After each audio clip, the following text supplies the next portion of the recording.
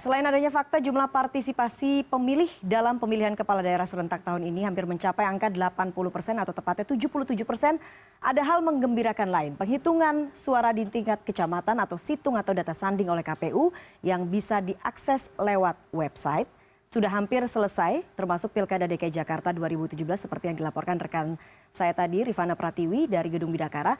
Dan seperti dimuat dalam website resmi KPU, data yang sudah masuk sudah 100% kecuali untuk wilayah Jakarta Timur dan Jakarta Pusat.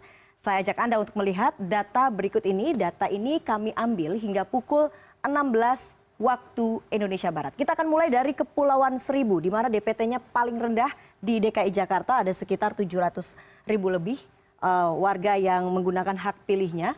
Mayoritas warga Kepulauan Seribu ini ternyata memilih paslon nomor urut 2, Ahok Jarot, dalam Pilkada 15 Februari lalu. Ini akhirnya menunjukkan bahwa kasus penodaan agama yang seharusnya bermula dari wilayah ini tidak terlalu berpengaruh ternyata terhadap pilihan warga. Kemudian kita akan lanjutkan ke Jakarta Utara. Ini adalah wilayah yang seharusnya menjadi basis Ahok Jarot pasangan calon nomor urut 2. Memang pada kenyataannya demikian, 48,4. Ahok Jarot jauh mengungguli pasangan lain, namun angkanya tidak menembus 50%. Lalu kita akan lihat selanjutnya adalah di Jakarta Selatan. Jakarta Selatan seharusnya merupakan basis dari suara pasangan nomor 1 AHY dan Silvi dan juga Anis Sandi. Dan pada nyatanya pada 15 Februari kemarin, Anis Sandi di Jakarta Selatan menempati urutan pertama, memimpin dengan perolehan 46,8%. Bahkan ada satu fakta yang cukup menarik, TPS tempat Jarot mencoblos di Jakarta Selatan, tepatnya di Kuningan Timur, perolehan suara Anis Sandi paling unggul. Selanjutnya kita akan lihat di Jakarta Barat. Kita akan lihat, Jakarta Barat ini seharusnya menjadi basis dari Ahok Jarot, dan memang pada kenyataannya pasangan calon nomor urut 2 ini jauh lebih unggul dibandingkan pasangan lain, 48,6%. Sesuai dengan hasil analisis, Jakarta Barat memang merupakan basis pendukung Ahok Jarot.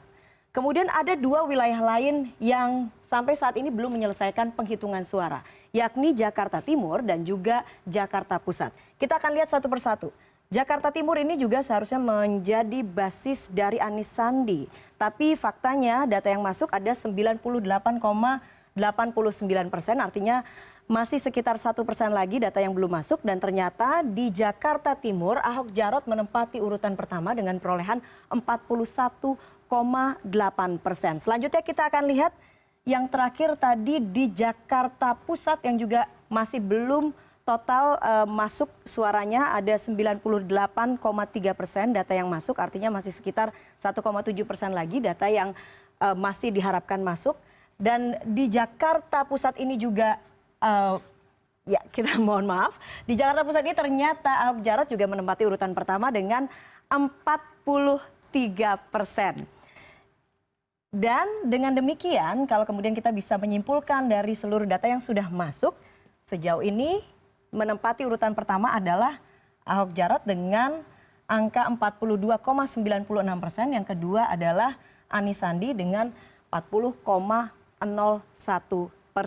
Artinya ini angkanya tidak terlalu jauh dengan hasil quick count yang sudah dikeluarkan pada 15 Februari kemarin. Angkanya berkisar antara 43%, kemudian Anis Sandi juga 40%, sementara AHY dan Silvi adalah 17%. Penghitungan suara yang bisa diakses di website KPU ini merupakan data hasil C1, sehingga ini bukan data final tingkat nasional, karena masih dapat berubah sesuai dengan hasil rapat pleno di tingkat atasnya atau rapat pleno di tingkat pusat. Ini merupakan data sanding atau data pembanding. Sementara itu berdasarkan jadwal KPU, pengumuman pemenang akan dilakukan 4 Maret mendatang. Jadi kita akan tunggu sama-sama.